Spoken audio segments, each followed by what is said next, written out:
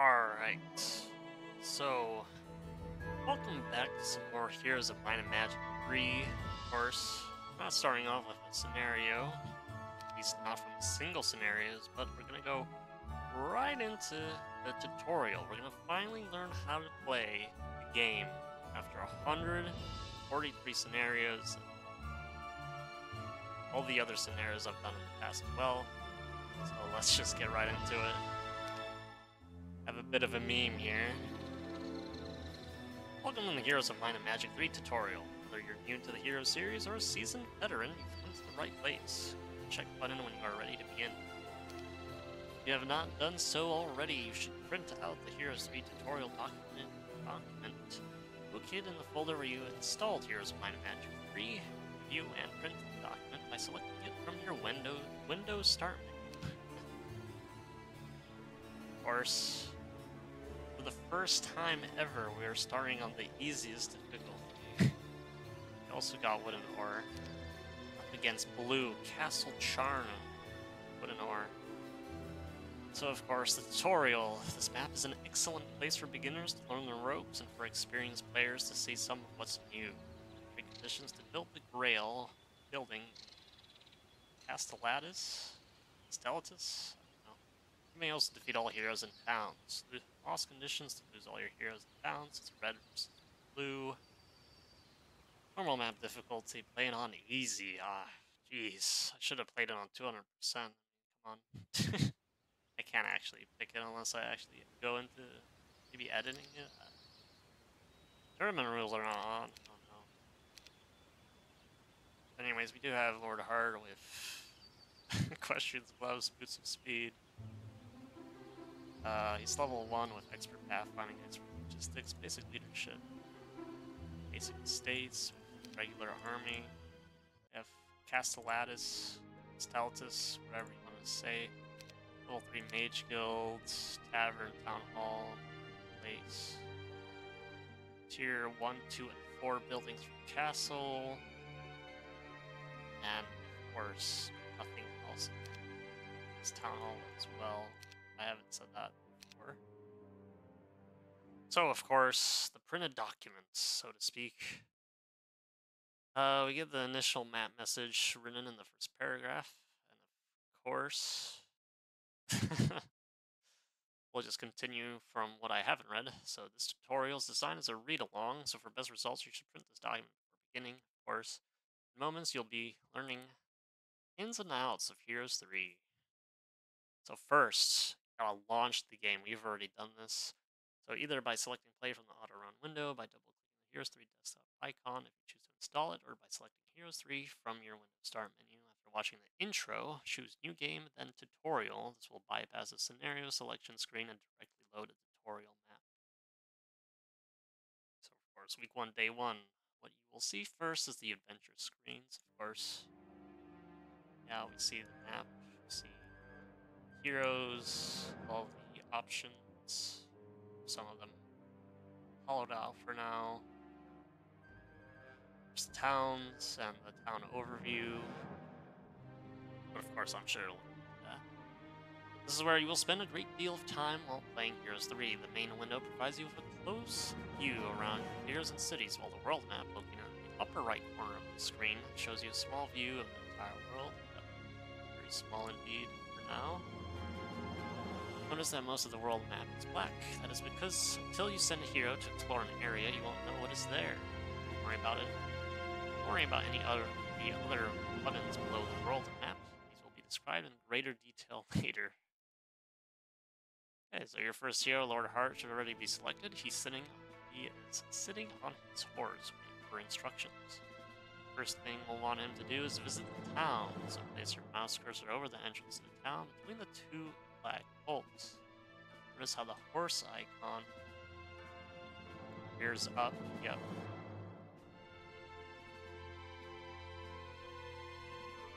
Rears up on its hind legs. This means that by traveling to that location, your hero will interact with whatever is there. Also, the name and a short description of the location appears in the rollover bar bottom of the screen. The rollover bar appears on nearly every screen in Heroes 3 and gives useful, context-sensitive information. When you click on a location, a set of green arrows show that the path your hero will take to reach the large green X. This X that marks your hero's destination. Click again on the same location your hero. Move to the castle. The fast way to move is to simply double click on an intended destination. First click selects the path, the second click sends the hero. When the hero arrives at the entrance to the town, the view will change to the town screen. Alright, so double click then.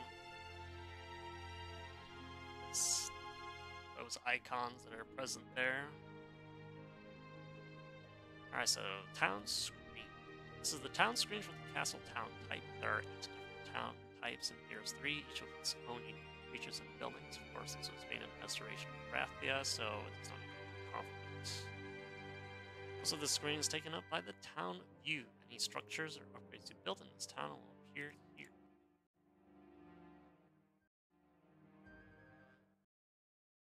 As you can see, several structures have already been constructed.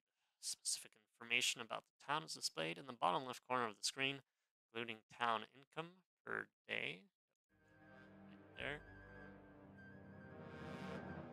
and troop production per week. To the right of the town info, 2 rows of boxes. The top row is for any troops that are currently in the town's garrison, so this top by the red banner, and the bottom row is for any troops currently visiting the town hero. First thing you will want to do is build a fort. To do so, click on the larger of the 2 buildings on the left side of the town view. Town Hall to enter the hall screen. Hall screen is where you make all your construction decisions. Any building you currently build is shown with its name in a bar. The building you cannot build, but it can be built later, is shown with its name in a red bar. If the building has been disabled or can never be built, its name will appear in a gray bar. Once you have completely built or upgraded a structure as high as it will go, its name will be displayed in bold. Click on the picture of the fort. It will be shown a description of what the fort does, as well as what resources are required to build it. Click on the build button, lower left hand of the corner, top of the window, and the fort will be constructed. So you can see all prerequisites for this building were met, and will provide our town with its walls, 20 wooden ore, and 5,000 gold. Of course, we will build it. We're told. The round tower on the right side of the screen is your Mage Guild. It is here that heroes go to learn the spells that they can cast while adventuring. Mage Guild, and choose to buy a spell book. First, to cast spells, your hero must first buy a spell book for 5 gold. To buy one, yes. Or you can left click on the spell book to view your spells. There they are. Since Lord Hart is a knight, he does not begin with a spell book. All heroes must have a spell book before they can learn or cast spells. Once you agree to purchase a spell book, you are shown the Mage Guild screen. Each of the spells the Mage Guild offers is listed. Scrolls on the various shelves in the guilds. Left or right click on any spell scroll will show you a description of that spell. If you are ready to leave, click on the exit button on the right. So, of course, that shield, magic arrow, dispel haste, fire, ice bolt, disrupting ray, scuttleboat, skies, of course. Spell, forgetfulness, air shield, and landmine for all the way up to level 3. Of course, we can go one higher with castle, and that is cap. Sorry, I got a little bit ahead of there.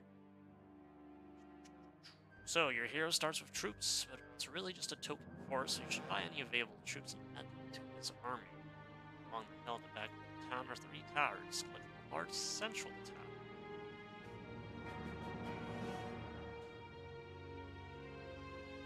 Recruit pike in the window is displayed. Using the scroll bar, you can select how many troops you wish to purchase, and the total cost is calculated to the right.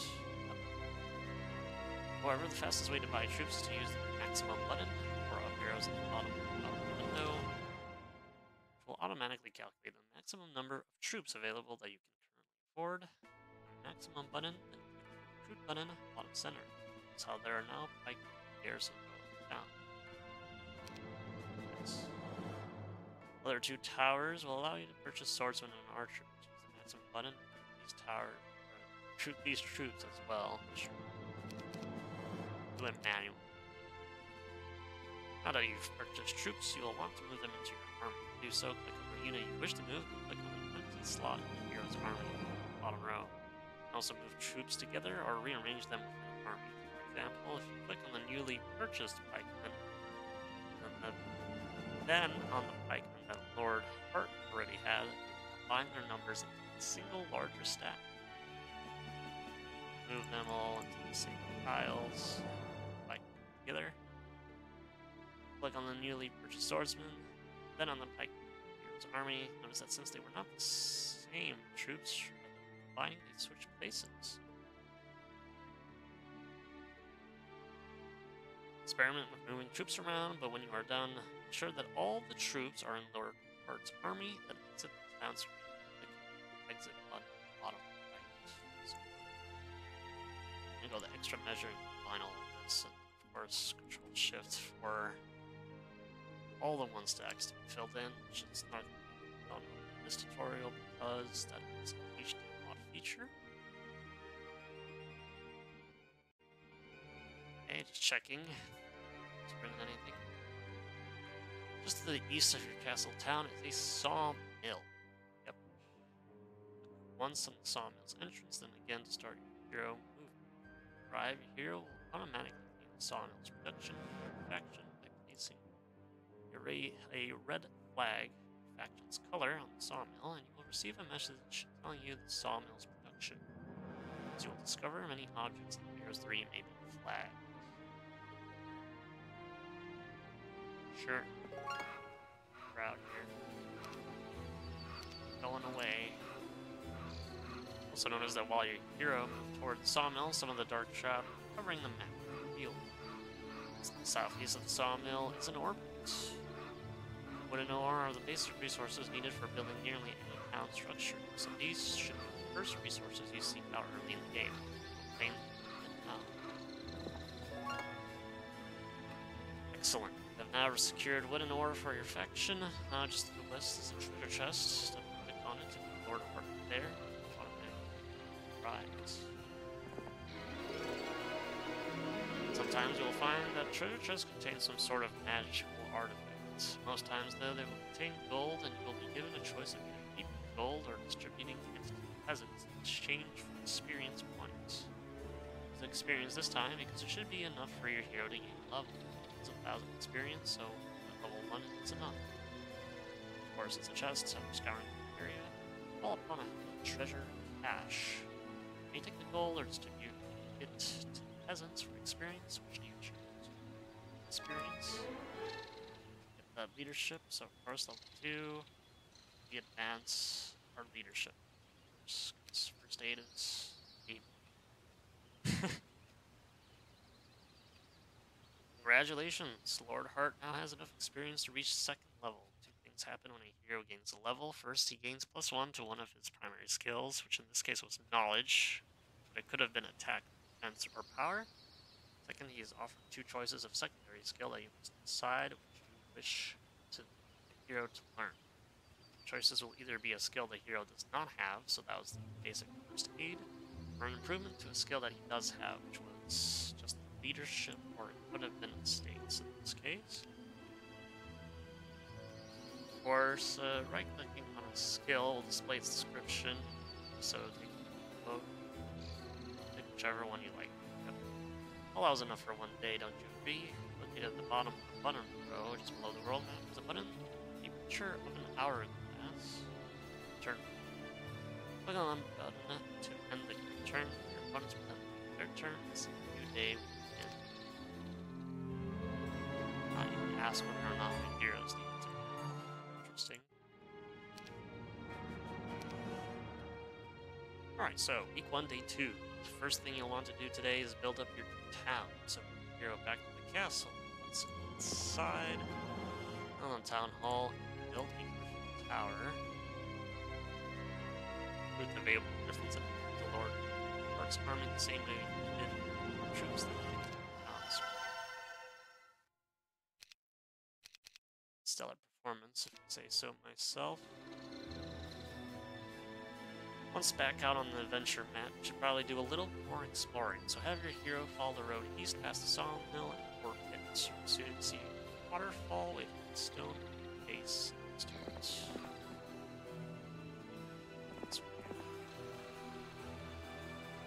This is a fountain of youth. Be sure to pay it a visit. The fountain of youth is just one of many locations that will boost your army's morale, give you a move boost for the rest of the day or week. These objects do not get flagged like mines and may be used by anyone. Morale effects typically last until your next battle, so visiting one of these sites multiple times is nothing until the current effects wear off. Sure, pay it a visit. That's what we do. Week 1, Day 3. You don't always have to march your hero into a town to view the town screen. Scroll the screen so that you can see the castle town. We're going to do in this case, fights 800 by 600. Wouldn't be able to see it. Just scroll the screen. Simply move the mouse cursor to the edge of the screen.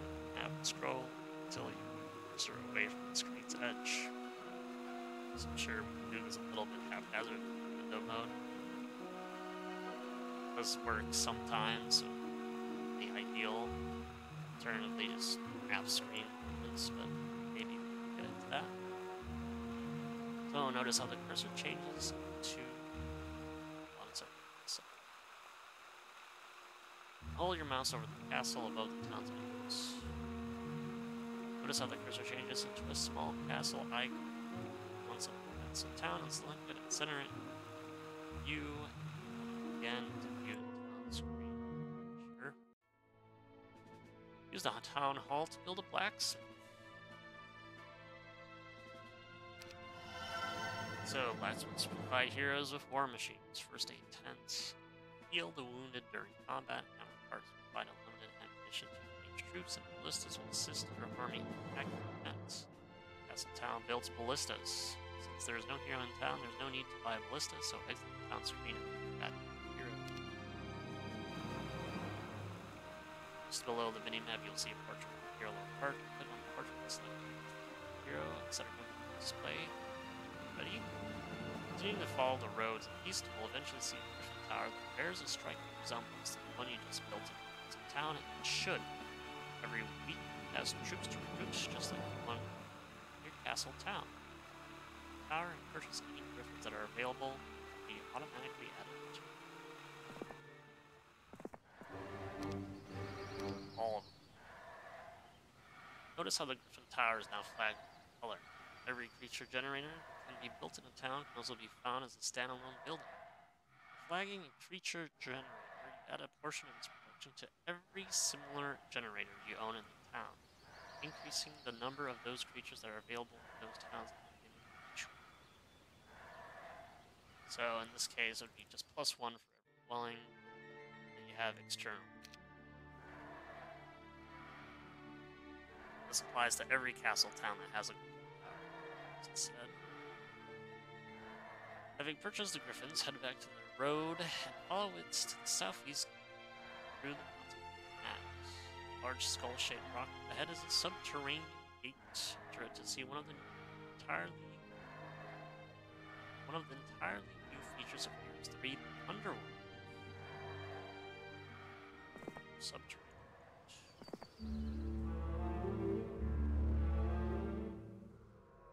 This is the Underworld, an entire subterranean level which behaves exactly like the surface level above. In any scenario which contains 2 levels, you may switch between them using the Surface Underworld View button on the right-hand side of the screen. This is the top right button located just below the minimap. Travel between the surface and Underworld levels is simple. It's typically accomplished with subterranean gates, though you will undoubtedly discover other means of travel as you play the game. So, of course, monoliths do exist. To the west of your current position is an artifact. The Gnome's Flail provide you with a combat bonus when opening up. Don't worry that it's guarded. This should be an easy fight. Uh-oh, as you approach, you notice several gnolls guarding this item. If you wish to fight them, hit say yes. This should be able to win this fight. About it's 10 gnolls and Old warrior. Old marauder. I don't know if we can take it. An interesting dynamic. I don't know why the combat music's not playing. Fine. Combat screen. This is the combat screen. Your hero and his army are lined up along the left side of the screen. In any combat, this is the attacker's side of the screen. Defenders line up along the right side of the screen. Combat is detailed more fully in the manual. Page 40. Sure. This is a simple fight. We'll just go over the basics. Combat is handled in turn. The order in which creatures act is based on their speed, since your griffins are the fastest. In this battlefield, they can attack first, and to show this, they are highlighted by a shaded area around your griffins indicates how far they can move in a single turn. The mouse around the battlefield and watch how the cursor changes. The mouse is within the shadow of the griffins. It becomes a fly icon or a walk icon for non-flying troops, showing that you can move.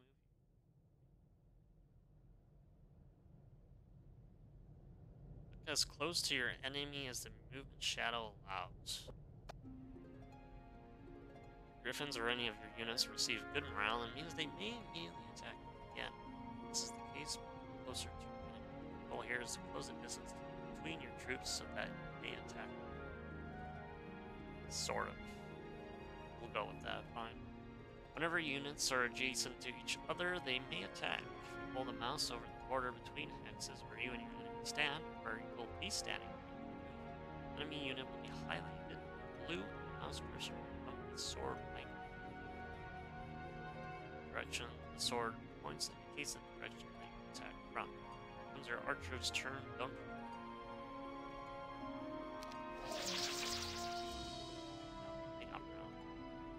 Instead, place the cursor over one of the enemies and click. Units with missile weapons do not have to be adjacent to an enemy to attack. In fact, you cannot make any ranged attack unit standing next to you. Continue moving, attacking, shooting until all enemies are dead. You'll have won your first victory. Annihilate the gnolls here. Glorious victory without 66 experience, which is based off Noel's health pool. 6 times 11. Of course, we'll apply this result because we don't have to replay it. After each comment, you will be shown the comment results window, which we saw previously. This window breaks down the losses to each side and any experience your hero has gained in victorious. Check the button to close this window.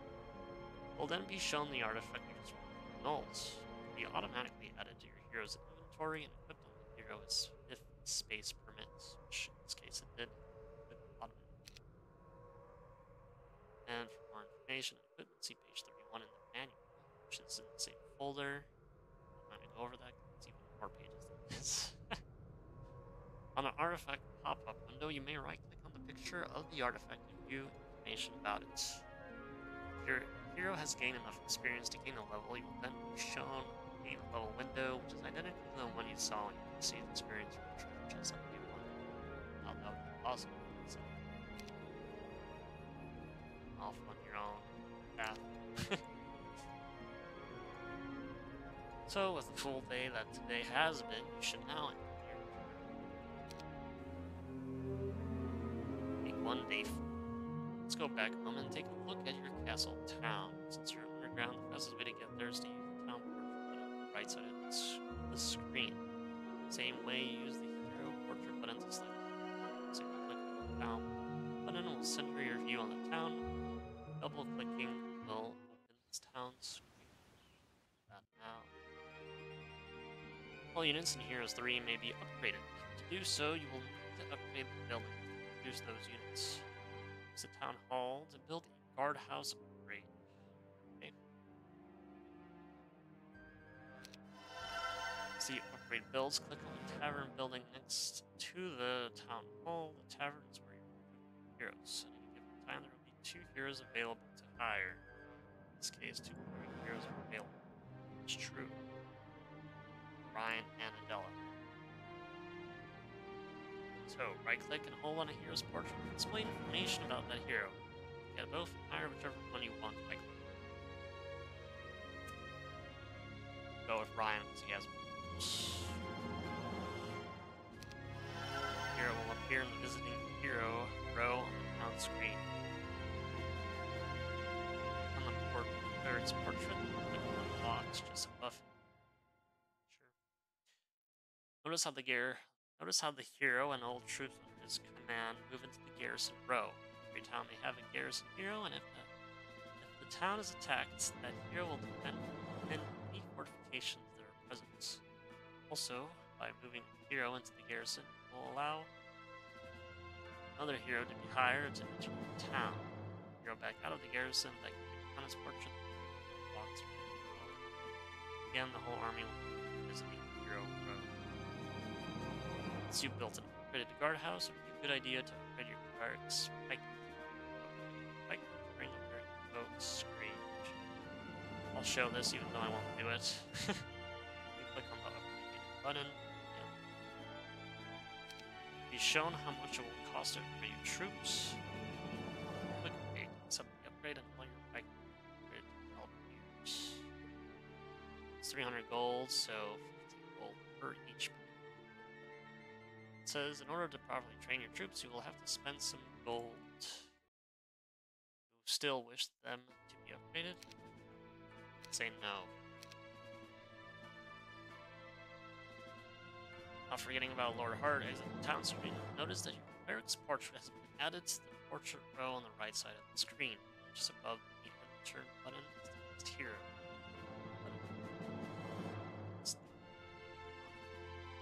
Lets us select the next hero with remaining movement points, and any sleeping heroes will be. Of course, right click on that. So each time you click this button, your view will change the next hero with remaining points in order of how they appear in the portrait window until the view is on your right. Move your knight to the sign up ahead and follow the instructions there once you have. Messages can also be placed on signs. Ahead you will see 4 other types of lines: flag, ball, and so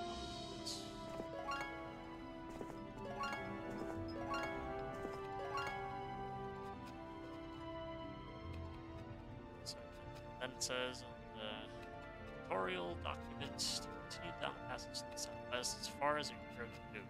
Try moving farther than your hero has movement points to reach turn arrows and destination mixed with colored red instead of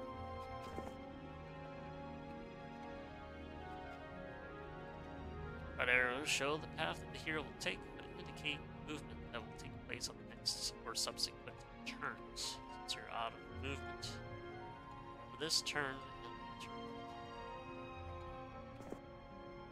Alright. Week 1, day 5. Notice how the movement path from the previous turn has stayed, sure, sort of there, but has now turned green to indicate movement that can be completed this turn. Among the buttons on the right side of the screen is a Move Hero button. Click on this to have your knight complete any movement left over from the last turn, and continue west and north and proceed through the subterranean gates. And this one, right, it's in the spell. So, gotta get out of here.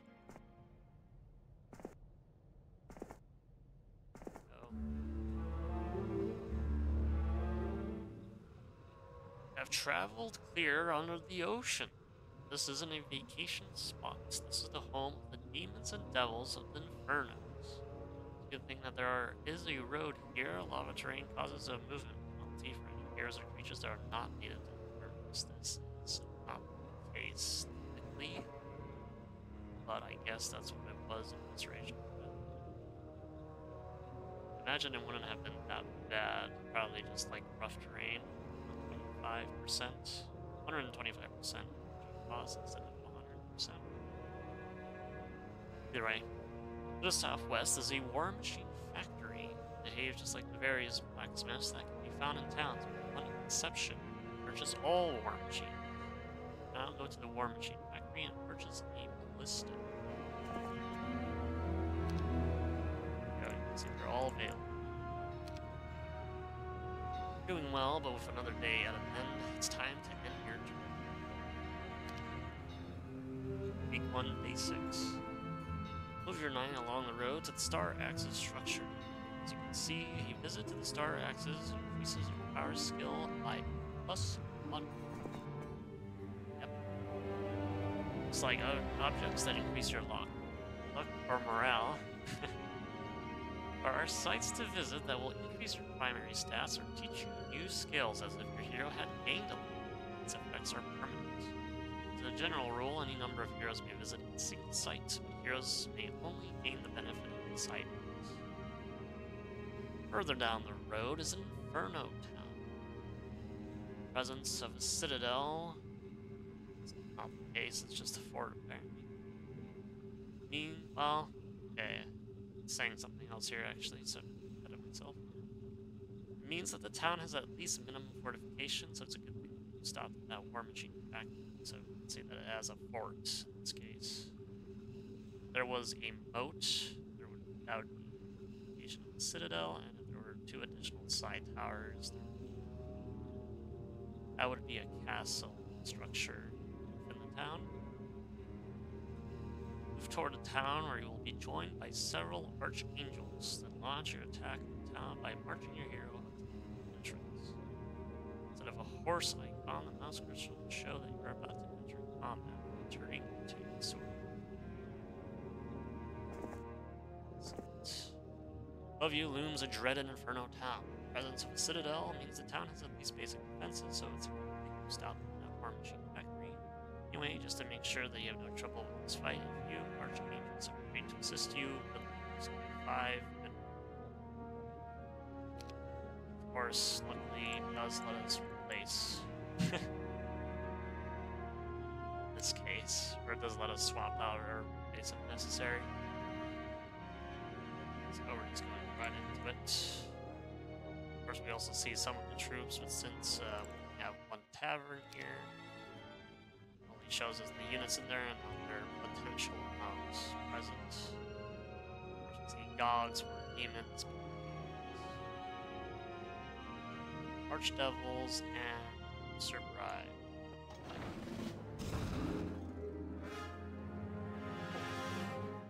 So we're in the siege combat screen. The enemy units in this combat are significantly stronger, but should be no problem for you. Since the enemy is inside their castle, you will need to knock down the walls of your catapults. Shoot over the walls of your archers or ballista, or fly over the walls of your archangels or griffins. As your catapult breaches a wall, which it only damaged it in this case, or when an enemy unit comes out of the castle gate, your foot soldiers can get involved in combat. Your hero can cast a spell once each round until he has spent all of his spell points. Cast a spell, click the cast spell button at the bottom of the screen. The spellbook will open, allowing you to choose a spell, then choose a target. Some spells are beneficial and may be cast on your own units. Others are harmful and should be cast on the enemy. Right-click on any spell to view its description. So, fight the combat. Should you lose, simply load your autosave. End your turn and try again. Of course, we're not save-scumming, so we're not going to do that. That's blasphemy, honestly. We'll take out the archdevils, however.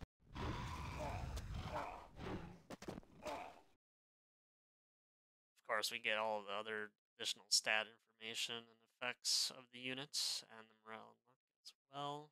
And spell effects would be located to the right of the luck. Well, luck and morale indicators.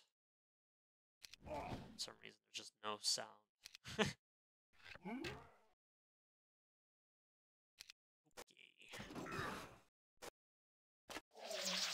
It's just no music. It's morale. Cerberus are actually killing AA, but that's fine. Actually saved one. No, we lost one. Come on, gods. Come on.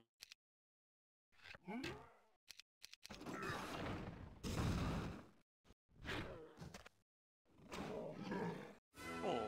So, by 50 experience, of course you see the defender losses, and also our own casualties. We should get some of this here. Of course, skill, get a stays, resistance, attack skill, and leadership. Wow, that was some combat. Lord Hart may have gained enough experience for 2 levels. Choose what you want, then march into your newly acquired. Parsword, the Inferno Town Screen. Despite its different appearance, building and recruiting is handled exactly the same. On the Town Hall on the hill on the left side of the screen.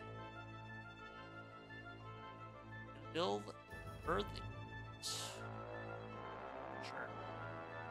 The birthing pools are one of many horde structures that can be built in Heroes 3. Each town type has 1 or 2 horde structures, which, when built, increase the weak production creature generator they are built for. So in this case, it's 8 familiars. See this here as well. Each town type, similar to the horde structures that are. There are resource silos. Resource silos are added to an existing marketplace and produce additional resources for them the same way in mines. Of course, we have each day from this resource silo. Of course, we have putting more in our own. Of course, switch to your castle town by clicking the Town Fortress button on the bottom right of the screen.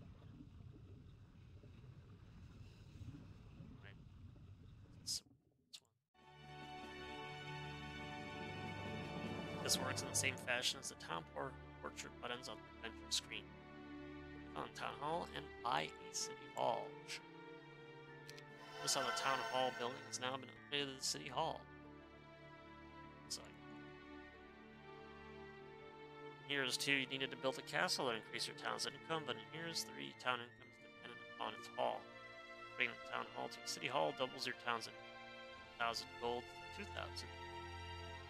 Later, you can build a city hall into a capital, which will double your town's income again. This will be, of course, 2,000 gold, or from 2,000 gold to 2,000 or 4,000 gold. Of course, with the castle, so close. Exit the town screen. Do a little bit extra. So, week 1, day 7, starting out from your Inferno town, send your knight Storfgeese along the road until he reaches the shipyard. All towns in Heroes 3 can build shipyards, so in many cases you will need to seek one out on an adventure map. Shipyards are flaggable structures, allowing you to build boats without actually sending a hero there. Visit the shipyard, it will flag to your color, purchase a boat, then move your knight onto the boat. Notice how the cursor changes to a boat icon to indicate that you will be boarding the boat. Okay. So got here, build a new ship for 1,000 gold in wood. You have the boat icon. Boarding or leaving the boat uses any remaining movement points from the hero you have for that day. Go back to the Inferno town screen and use the town hall to build brimstone storm clouds. The town has at least one special structure that you can build. In this case, this costs 5 sulfur and 1,000 gold to increase the garrison hero's power by 2 during this event. So these structures typically add morale or luck to garrison heroes or stats and skills to visiting heroes. Keep building display specific information about it. This is advised. Your turn.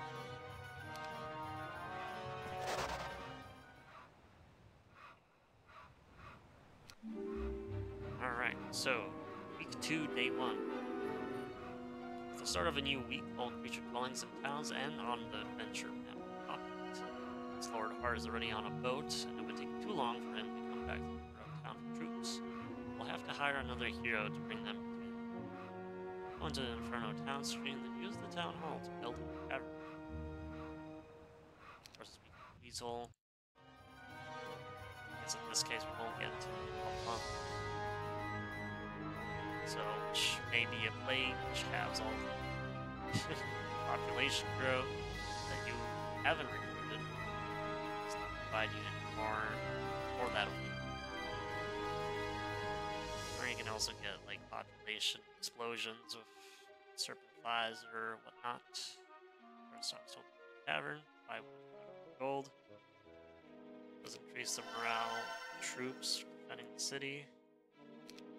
Of course, lets us recruit more heroes. So go into the Inferno town screen, then use the town hall to build a tavern. Enter the tavern and recruit a heretic hero. Needed one. The hero appears on the town screen. Recruit any familiars that are available and move them into the heretic's army. It's in the town screen.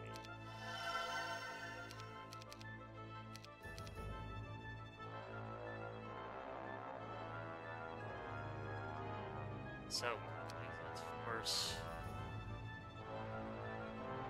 let's show this off.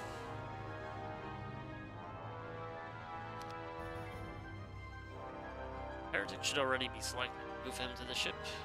The cursor will change to 2 arrows pointing in opposite directions, indicating that heroes will trade. The details on the trade screen can be found on the manual, page 2, but all you need to concern yourself now is moving the imps from the Heretic's army on the left to Lord Hart's army on the right. Of course, you have to have manual do this, so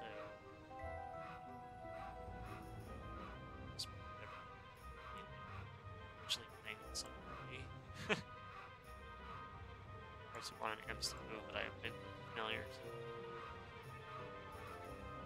Hey, click on the imps and click on an empty spot in Lord Hart's army when you're done using the screen.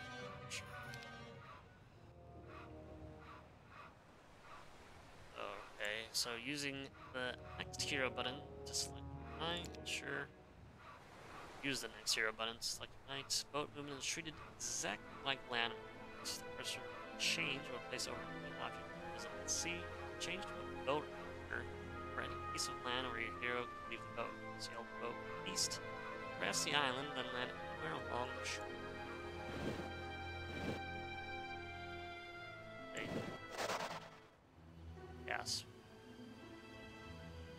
Since getting off the boat, use the remainder of your knight's movement and the turn. Week 2, Day 2. There is one more battle you must fight, and that is against an enemy hero. Just up ahead is Charna, a death knight of the dark metropolis cities. She's a little far from home and has a small army with her, but you should be able to defeat her with little effort. To conduct combat and continue here. You see that she has a horde of skeletons, lots of walking dead, several vampires. So, 8 vampires, 50 skeletons, and 30 walking dead. Of course, we have 58, so we should walk in the park, really.